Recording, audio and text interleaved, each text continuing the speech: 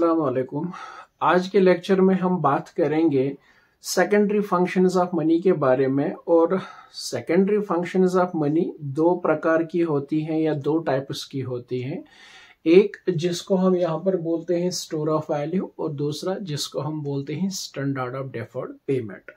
लेकिन आज के लेक्चर में हम बिलखुसूस स्टोर ऑफ वैल्यू के ऊपर बात करेंगे कि स्टोर ऑफ वैल्यू का क्या फायदा है या स्टोर ऑफ वैल्यू ने कैसे उन प्रॉब्लम्स को एलिमिनेट किया जो बार्टर सिस्टम में पाई जाती थी।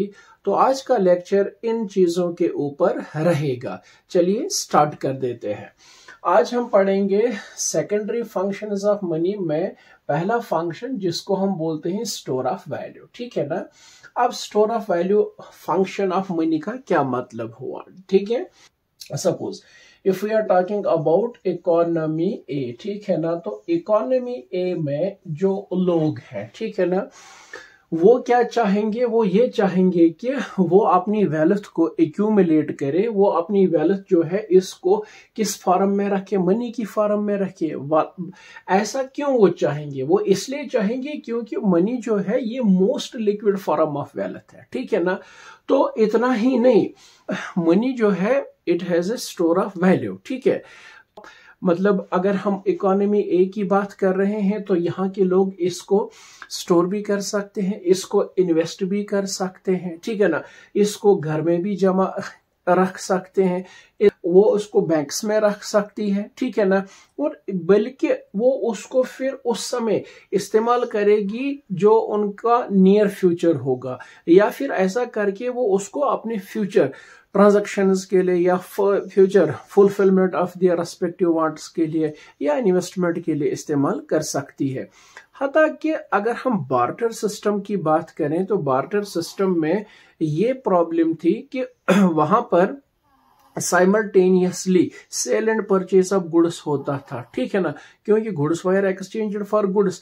उस जमाने में या उस सिस्टम में लोग अगर ये चाहते थे कि वो दौलत जमा करना चाहते हैं तो उनके लिए वो काफी ज्यादा इनकॉन्वीनियंट था, ठीक है ना, क्योंकि उसमें कई ज्यादा प्रॉब्लम्स उनको फेस करनी पड़ती थी। एक तो जिस तरीके से वो दौलत को एक्यूमुलेट करना चाहते थे, एक तो उसमें काफी ज्यादा स्पेस उनको लगती थी।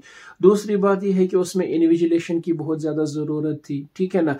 तीसरी बात यह है कि गुड्स जो है वेल्थ की फॉर्म में अगर वो उसको एक्यूमुलेट कर दे तो वो बाय नेचर पेरिशेबल होते हैं, वो उनको काफी समय के लिए रख नहीं सकते हैं, ठीक है ना।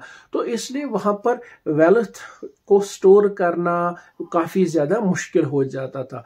लेकिन जब इंट्रोडक्शन ऑफ मनी किया गया, जब इंट्रोडक्शन ऑफ मनी हुआ तो इससे वो प्रॉब्लम जो है वो सॉल्व हो गई। क्योंकि मनी को आप एक तो अगर आप वेल्थ को एक्यूमुलेट करना चाहते हैं, वेल्थ को आप जमा करना चाहते हैं मनी की फॉर्म में, तो ये तो मोस्ट इकोनॉमिकल वे है इसका, ठीक है ना। तो बहुत इकोनॉमिकल वे में आप वेल्थ को एक्यूमुलेट कर सकते हो। दूसरी बात यह है कि ये कॉन्वीनियंट भी है, ठीक है। और तीसरी बात यह है कि ये ड्यूरेबल है, ठीक है ना। कुछ इंपॉर्टेंट पॉइंट्स है जो इफादियत या अहमियत दिखा देती है किस चीज की, जब हम बात करते हैं function of money as a store of value की, ठीक है ना। वर्तमान में अगर इकोनॉमी ए की हम बात कर रहे हैं तो वहां पे जो जनरल पब्लिक है, वहां के जो लोग हैं, वहां के जो बिजनेसमैन है, वहां के जो इंडिविजुअल्स हैं, वहां के जो इंसान है, ठीक है ना, जो भी उनकी करंट लेवल ऑफ इनकम रहेगी वहां पर, ठीक है ना, तो उस करंट लेवल ऑफ इनकम में से वो कुछ मनी, कुछ पार्ट ऑफ मनी जो है उसको सेव करेंगे वहां पर, ठीक है ना। तो क्यों सेव करेंगे? इसलिए सेव कर पाएंगे या वो उसको स्टोर कर पाएंगे, ठीक है ना, इनकम स्टोर करेंगे ताकि फ्यूचर में वो उसको इस्तेमाल कर सकें। तो ये कुछ चीजें हैं, ठीक है ना, ये कुछ इंपॉर्टेंट चीजें हैं जिनकी वजह से स्टोर ऑफ वैल्यू का जो फंक्शन है इसको काफी ज्यादा इंपॉर्टेंस मिली है फंक्शंस ऑफ मनी में। इतना ही नहीं, क्योंकि मैंने आपको पहले ही बता दिया मनी जो है ये पोर्टेबल है, ठीक है ना, ये डिविजिबल है, ठीक है ना। तो और मैंने ये बता दिया कि इसका वैल्यू जो है वो कम व बेश कांस्टेंट रहता है, ठीक है ना। तो दूसरी बात ये है कि मनी जो है as a store of value अगर हम बात करें तो इसको इस इकोनॉमी ए के अंदर जनरल एक्सेप्टेबिलिटी मिलती है, ठीक है ना, to settle the credit as well as debt. Actual में हम यो कहेंगे कि स्टोर ऑफ वैल्यू को फंक्शंस ऑफ मनी में एक इम्पॉर्टेंट फंक्शन तस्वर किया जाता है, क्योंकि इंसान जो है वो बार्टर सिस्टम ऑफ इकोनॉमी के अंदर कई सारी प्रॉब्लम से जूझ रहा था। तो जब मनी यहाँ पर इंट्रोड्यूस किया गया तो उस इंट्रोडक्शन ऑफ मनी से वो सारी प्रॉब्लम्स जो वहाँ पर स्टोर ऑफ वेल्थ करने में होती थी उनको एलिमिनेट किया गया मनी की बदौलत।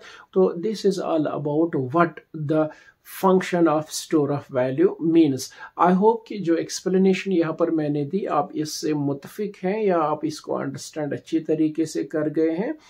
बाकी आप सब लोगों से मेरी गुजारिश है कि आप चैनल को सब्सक्राइब करिए। Thank you very much.